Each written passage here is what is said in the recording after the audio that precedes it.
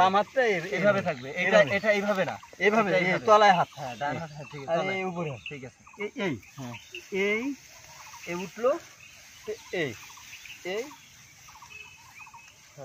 এই প্যাচ আসলো, এই প্যাচ আসলো, সেই নিচের থেকে উপরের দিকে উঠবে এই গোড়া, হ্যাঁ তারপরে এই যে আগা, হ্যাঁ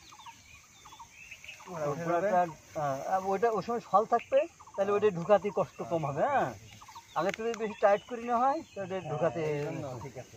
আর এই যে ফল করে যখন আমি এটা ভিতরে প্রবেশ করাবো তখন এটা ফল থাকবে, লুজ থাকবে, তাহলে ওই ইজি প্রবেশ করবে, এর টান দিলে এটা নিজে একেবারে অনেক টাইট হয়ে যাবে, মানে একবার জানার পরে একেবারে সহজ।